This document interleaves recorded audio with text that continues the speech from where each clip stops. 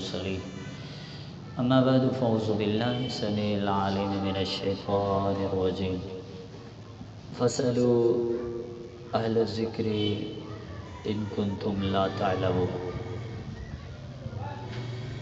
انسان چاہے کتنا ہی پڑھا لکھا کیوں نہ ہو، علم کی چاہے کتنی منزلیں وہ طے کر چکا ہو، دنیا کی اہم ترین ڈگریاں اس کے پاس موجود ہیں، لیکن میرے بھائیوں پھر بھی یوں سمجھیں کہ وہ طالب علم ہی رہتا ہے۔ سیکھنے کا جذبہ، علم کو طلب کرنے کا جذبہ، یہ ایک ایسا خوبصورت احساس ہے جو ہمیشہ آپ کی اصلاح کرے گا۔ یاد رکھیں، جب آپ میں سیکھنے کا جذبہ نہیں رہا، آپ اپنی اصلاح نہیں کر سکتے، آپ اپنے استاد کی بات قبول نہیں کر سکتے، آپ اپنے مسئلے اصلاح کرنے والی بات کو سمجھ نہیں سکتے۔ اپنے اندر یہ احساس پیدا کریں کہ میں سیکھنے والا ہوں۔ اگر میں اس محفل میں، اس مسجد ابراہیم خلیل میں 5 منٹ کا درس میں نے سنا، مجھے کیا ملا؟ میں نے کیا سیکھا؟ سننے کے بعد اگلا سوال یہ بنتا ہے میں نے اپنی اصلاح کتنی کی ہے؟ یہ آپ کے دل کا خوبصورت ترین احساس ہے جو دن بدن آپ کے وجود میں نکھار لائے گا، جو دن بدن آپ کو ترقی کی طرف لے جائے گا۔ اور یاد رکھیں، دین کی ترقی بھی اسی احساس میں ہے اور دنیا کی ترقی بھی اسی احساس میں ہے کہ آپ کے اندر سیکھنے کا جذبہ موجود ہے۔ میرے بھائیو، اس جذبے سے، اس طالب علمی کی منزل سے دو لوگ محروم ہیں۔ دو قسم کے لوگ اس احساس سے بہت زیادہ محروم ہوتے ہیں۔ صحیح بخاری کتاب العلم کے الفاظ ہیں کہ دو لوگ کبھی علم نہیں سیکھ سکتے۔ پہلا کون ہے؟ المستحی، وہ اتنا شرمندہ رہنے والا ہے کہ جائز سوال بھی نہیں کرتا۔ آپ جائیں کسی محفل میں بیٹھیں یا مسجد میں ہی بیٹھیں، دوسری محفلوں کو چھوڑیں، 10 15 20 بندے ہوں، آپ وہاں کہہ دیں کہ کوئی دینی سوال ہے مجھ سے پوچھے، 20 بندوں میں سے جن کو صحیح طریقے سے نماز بھی نہیں آتی، کوئی آپ سے سوال نہیں کرے گا۔ یہ کہاں سیکھے گا؟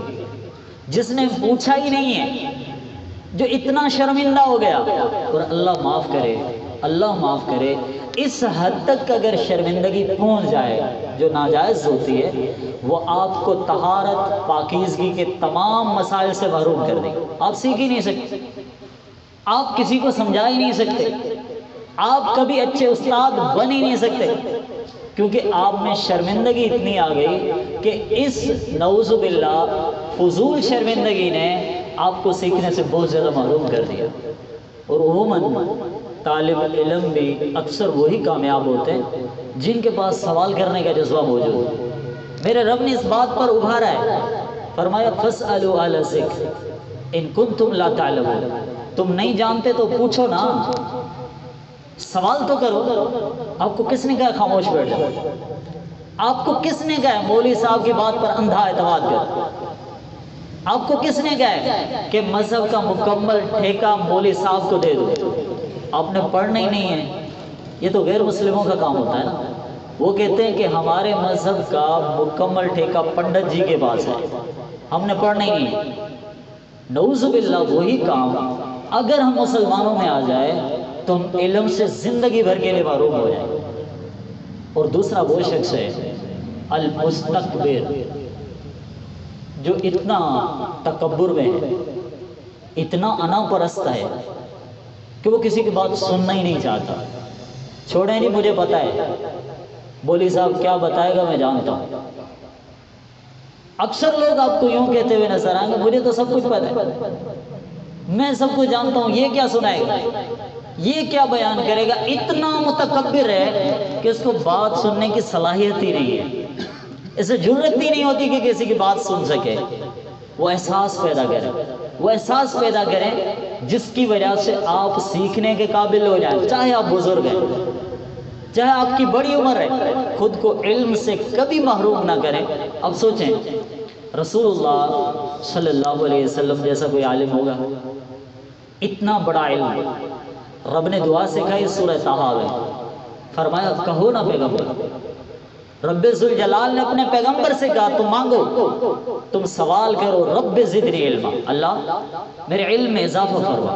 حالانکہ سب سے بڑے عالم کون؟ محمد رسول اللہ صلی اللہ علیہ وسلم، ان کو بھی یہ تربیت دی گئی کہ آپ مانگیں، آپ سوال کریں۔ اور پھر ایک جگہ پہ ہمارے پیغمبر نے علم حاصل کرنے کے احساس کا تذکرہ کیا اور بڑے عجیب انداز میں تذکرہ فرمایا۔ آپ ذکر کرتے ہیں موسیٰ علیہ السلام کا، خضر علیہ السلام، صحیح بخاری کتاب و احادیث الانبیاء، دونوں چلے، 3 واقعات درمیان میں پیش آئے۔ چھوٹے بچے کے قتل کا مسئلہ، اللہ کے کلیم نے سوال کر دیا۔ گرتی ہوئی دیوار کو سیدھا کرنے کا مسئلہ، کلیم کو منع تھا لیکن پھر بھی سوال کر دیا۔ کشتی میں سوراخ کرنے کا مسئلہ، خضر علیہ السلام نے منع کیا تھا لیکن رب کے کلیم تھے، وہاں پر بھی بول پڑے۔ بات بظاہر اگر سمجھ نہ سکے تو سوال نہیں کر دیا۔ نبی کائنات صلی اللہ علیہ وسلم فرماتے ہیں کہ خضر نے تو کہہ دیا تھا نا، کلیم ھذا فراق بینی و بینک، اب ہماری جدائی کا وقت آ گیا، اب ہم ساتھ نہیں چل سکتے۔ اب وہ احساس کا تذکرہ آتا ہے جو میرے اور آپ کے پاس ہونا چاہیے۔ ہم سیکھیں کہ اس محفل میں بیٹھ کے مجھے کیا ملا۔ نبی کائنات فرماتے ہیں کاش کے ایسا ہوتا، حالانکہ وہ دور گزر گیا، ایسا ہونا تو نہیں ہے، لیکن ایک طلب، ایک احساس، ایک سیکھنے کا جذبہ۔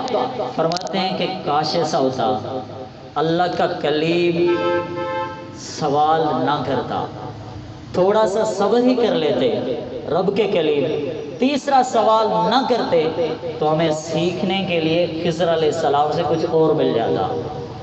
یہ تڑپ ہے، یہ ایک احساس ہے جو میری اور آپ کی زندگی میں ہونا چاہیے۔ ہماری خرابی، ہماری نعوذ باللہ بدنصیبی یہ ہے کہ ہم دین اسلام کو 10% بھی نہیں جانتے میرے بھائی، 10% بھی نہیں جانتے۔ کتنے لوگ جانتے ہیں؟ اور پھر سوال کرنے والے کتنے ہیں؟ پھر سیکھنے والے کتنے ہیں؟ سمجھنے والے کتنے ہیں؟ مسجدوں میں بیٹھنے والے کتنے ہیں؟ میرے بھائیو آئے یہ اپنے دلوں میں احساس پیدا کریں۔ دنیا کی ترقی بھی اس احساس میں نظر آتی ہے اور آخرت کی ترقیاں یہاں پر ضرور ہیں۔ دعا ہے اللہ تعالیٰ مجھے آپ کو تمام مسلمانوں کو عمل کی توفیق عطا فرمائے، اور جو 2 قسم کے لوگ علم سے محروم ہیں اللہ تعالیٰ اس محرومی سے ہمیں نجات عطا فرمائے۔ آمین۔ وآخر دعوانا الحمدللہ رب العالمین۔